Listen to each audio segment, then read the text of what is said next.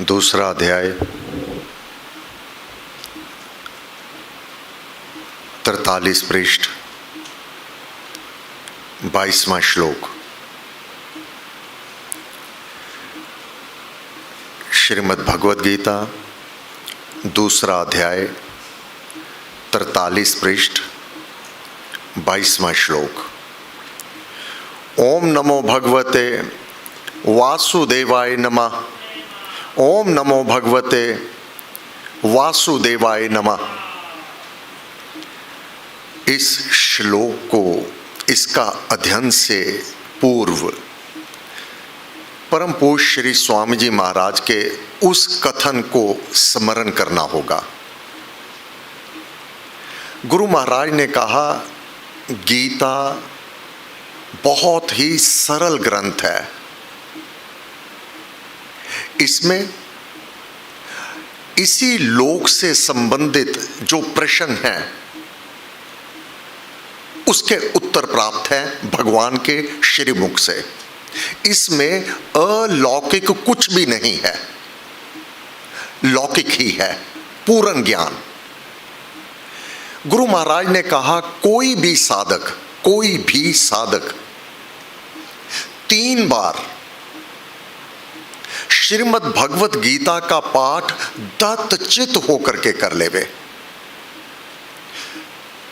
गीता स्वयं बोलने लगेगी, अपना ज्ञान स्वयं प्रकाशित करने लगेगी। साधारणतः मानव अपने योगक्षेम के लिए बहुत कड़ी मेहनत करता है। अपने अध्ययन के काल में,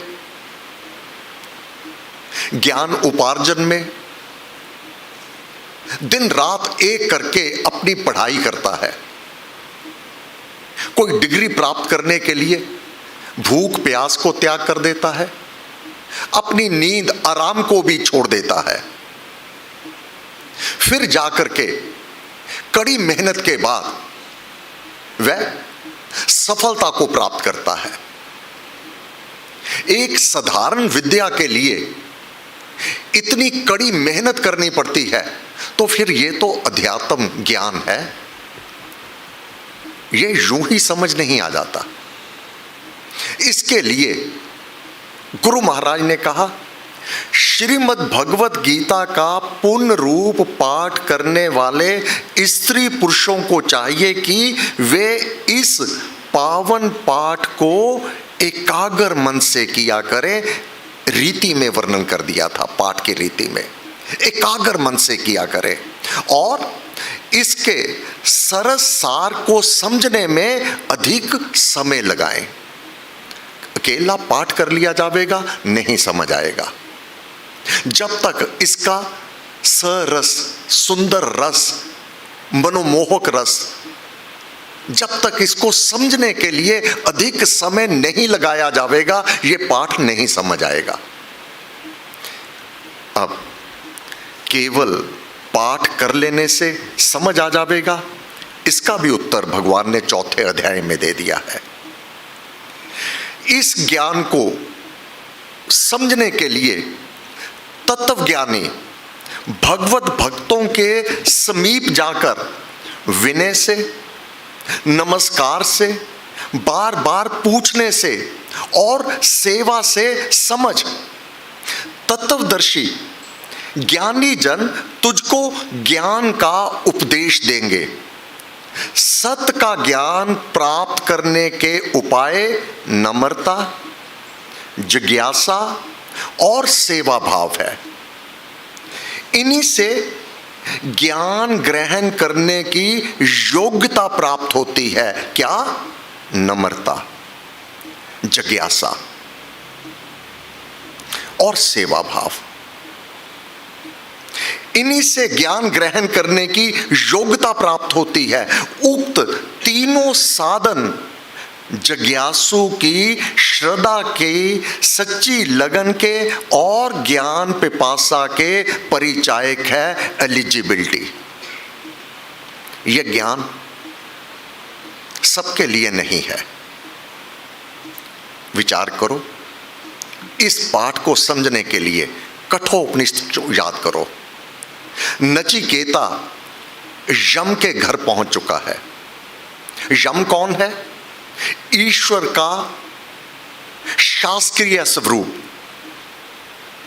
यम कह दो, मृत्यु कह दो, वैवस्वत कह दो, यह भगवान का रूप है। सबको हरने वाली मृत्यु मैं हूं। नचिकेता ने भी प्रश्न किया था, हे यम, हे वैवस्वत, हे ईश्वर, हे शासकीय स्वरूप, कोई कहता है आत्मा है, कोई कहता है नहीं आत्मा। मुझे ये बताओ, क्या आत्मा है? 3 वरों में यह तीसरा वर नचिकेता ने भी आत्मा से संबंधित पूछा। वैवस्वत ने कहा, जब बार बार आग्रह करने पर, हे नचिकेता, इसके बदले में कोई और वर तू मुझसे मांग ले, ये मुझसे ना पूछ, क्योंकि सभी अधिकारी नहीं है। वैवस्वत ने, यम ने, मृत्यु ने नचिकेता को अधिकारी जानने के लिए अधिक प्रलोभन दिए। इस लोक से संबंधित धन ले ले, दौलत ले ले, स्त्रियां ले ले, सब सुख सुविधाएं मुझे ले लो, सारी धरती मुझसे ले ले, सब कुछ ले ले, सारी धरती का तुझे राजपाट दे देता हूं, ये मत पूछ आत्मा क्या है और आत्मा का जब ये देह त्याग करता है इसका क्या होता है। विचार करना, कठोपनिषद में पाठ किया है आत्मा से संबंधित। जब ये साधक जिज्ञासु होगा उसके लिए गीता कोई कठिन नहीं, क्योंकि गीता स्वयं बोलेगी। कैसे बोलेगी? भगवान की साधक प्रसुप्त अवस्था में जाप में ध्यान में बैठा हुआ है, परम पूज्य श्री प्रेम जी महाराज प्रकट हो जाते हैं। साधक याचना करता है कि मुझे आप गीता का ज्ञान मैं आपसे समझना चाहता हूं, क्योंकि आप तो रसिया हैं गीता के। परम पूज्य श्री प्रेम जी महाराज केवल चरम चक्षुओं से गीता का पाठ नहीं करते थे, उनकी आत्मा गीता में प्रवेश करके उसको अवलोकन करती थी।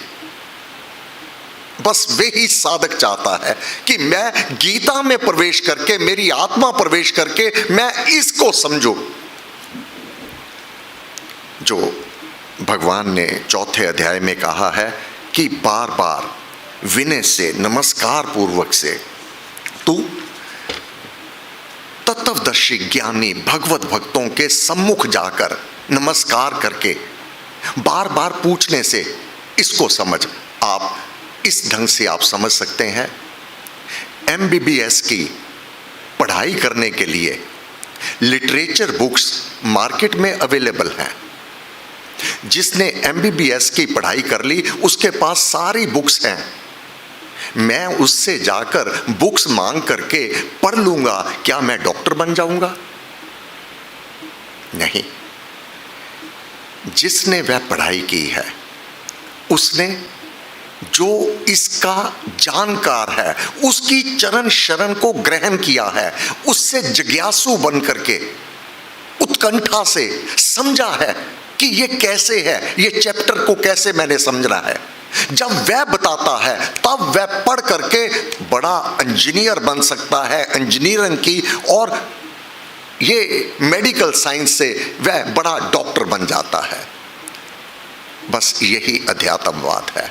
यह ग्रंथ तब तक नहीं समझ आएगा जब तक उपनिषद का आखिरी श्लोक, जितनी श्रद्धा, विश्वास, निश्चय अपने इष्ट में होवे उतनी बराबर अपने गुरु में होवे, तब यह ज्ञान समझ आ जाता है, क्योंकि गुरु समझाता है।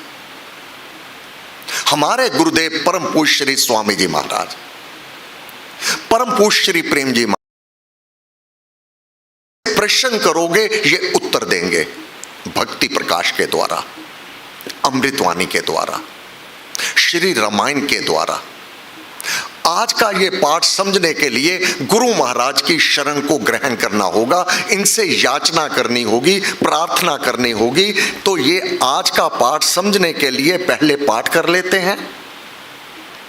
भूमिका, गुरुदेव की शरण को जब तक पूर्णतः नहीं ग्रहण किया जाएगा, जितनी श्रद्धा अपने इष्ट में उतनी बराबर इसमें अनन्य भक्ति की आवश्यकता है।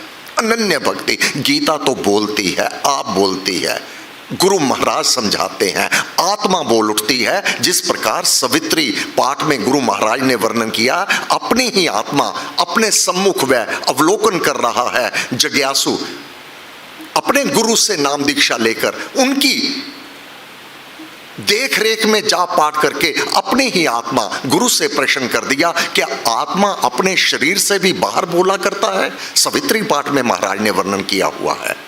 गुरुदेव ने कहा अवश्य बोला करता है।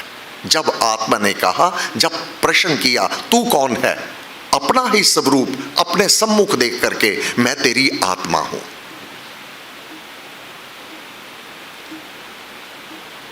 ओम नमो भगवते वासुदेवाय नमः। ओम नमो भगवते वासुदेवाय नमः। 22वां श्लोक। आत्मा की अमरता और नित्यता मानकर भी अब ये तो मान गया कि वह अमर है।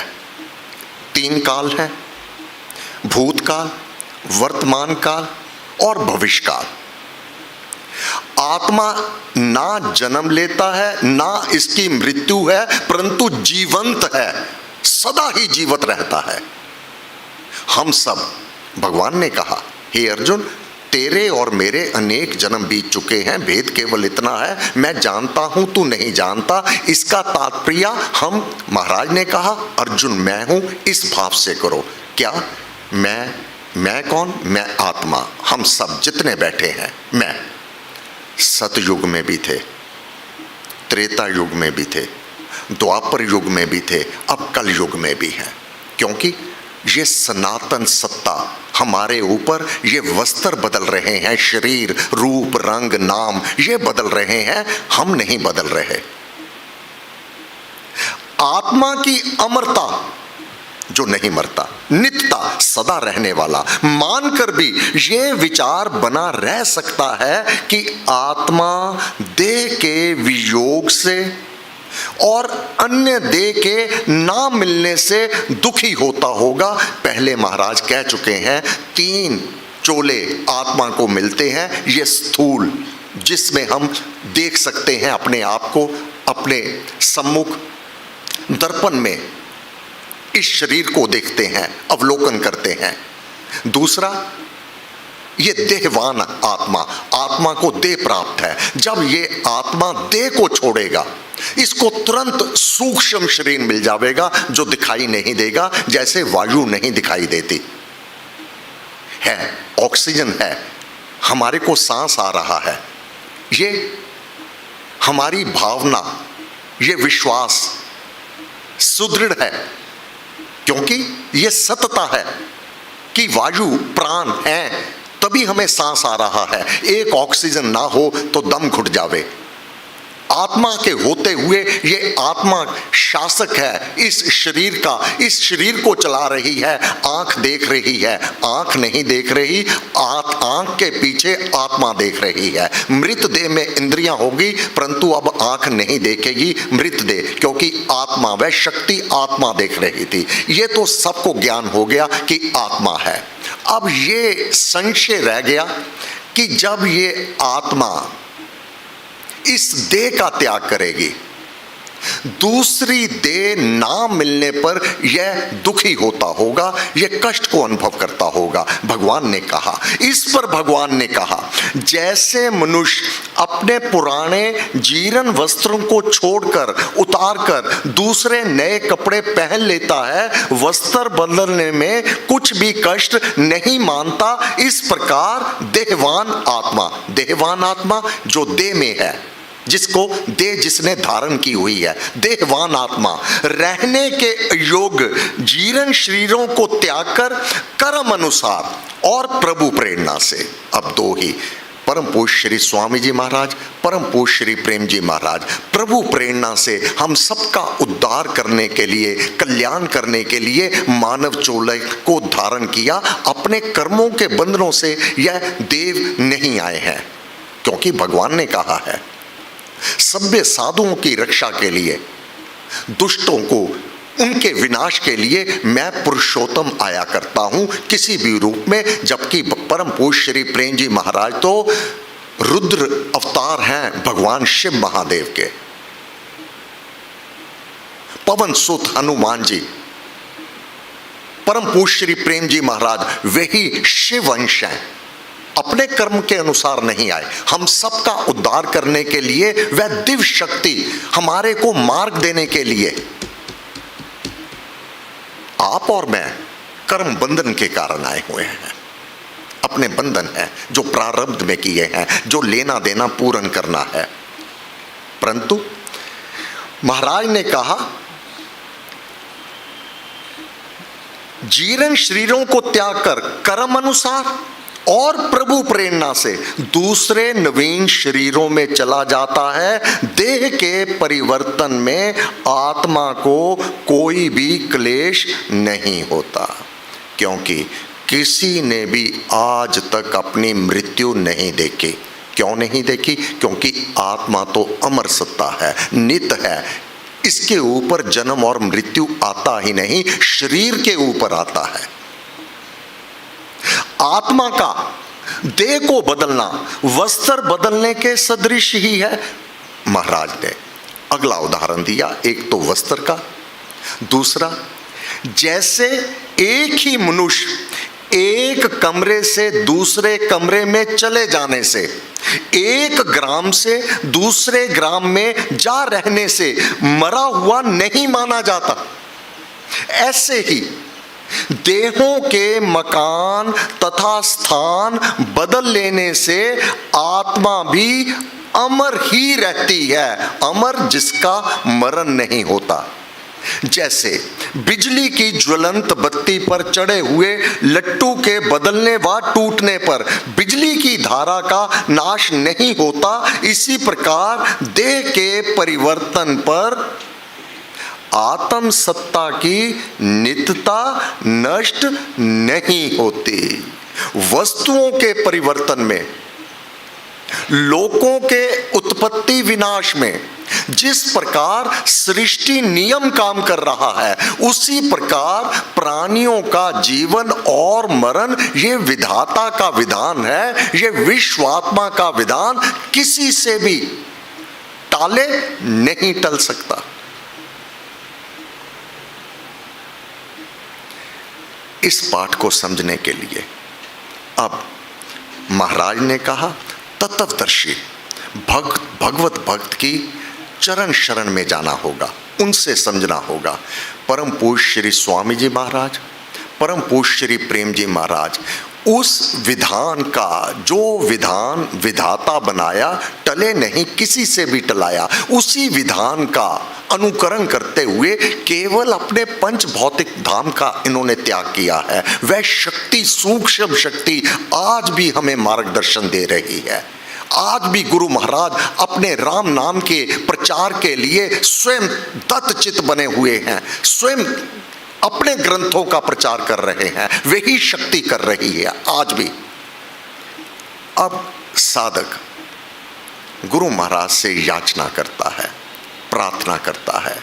परम पूज्य श्री प्रेम जी महाराज से प्रार्थना की, गुरु महाराज मैं आपसे गीता को समझना चाहता हूं। महाराज ने कहा परम पूज्य श्री स्वामी जी महाराज ने तो विस्तार से समझा रखा है, आप उनसे समझो। क्या? भक्ति प्रकाश 12 आत्मिक भावनाएं, 183 पृष्ठ से 194 पृष्ठ गुरु महाराज बात करते हैं आत्मा क्या है, आत्मा का स्वरूप क्या है, 12 आत्मिक भावनाएं।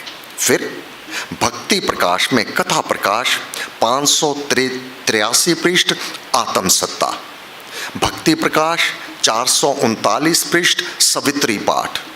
फिर भक्ति प्रकाश गीता सार 221 पृष्ठ इत्यादि कठोपनिषद तो महाराज ने विस्तार से वर्णन किया हुआ है। जब गुरु महाराज से ये पाठ समझने का याचना की जाती है तो गुरु महाराज एक एक ये ज्ञान आपके सम्मुख खोलने लगते हैं और साधक ये दुनिया अलग हो जाती है, उसकी बाहर की दुनिया से कट जाता है और आंतरिक दुनिया में वह प्रवेश कर जाता है और वह आनंद वर्णनातीत है।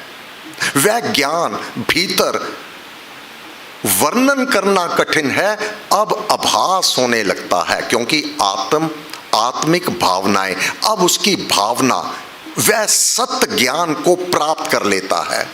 कथन में कठिन हो जाता है परंतु अनुभव में यह उसके वह स्पष्ट प्रकाश रूप यह ज्ञान प्रकाशित हो जाता है। ओम नमो भगवते वासुदेवाय नमः। ओम नमो भगवते वासुदेवाय नमः। सर्वशक्तिमते परमात्मने श्री रामाय नमः। सर्वशक्तिमते परमात्मने श्री रामाय नमः। सर्वशक्तिमते परमात्मने श्री रामाय नमः। सर्वशक्तिमते परमात्मने श्री रामाय नमः। सर्वशक्तिमते परमात्मने श्री रामाय नमः। सर्वशक्तिमते परमात्मने श्री रामाय नमः। सर्वशक्तिमते परमात्मने श्री रामाय नमः। सर्वशक्तिमते परमात्मने श्री रामाय नमः। सर्वशक्तिमते परमात्मने श्री रामाय नमः। सर्वशक्तिमते परमात्मने श्री रामाय नमः। सर्वशक्तिमते परमात्मने श्री रामाय नमः। सर्वशक्तिमते परमात्मने श्री रामाय नमः। सर्वशक्तिमते परमात्मने श्री रामाय नमः। सर्वशक्तिमते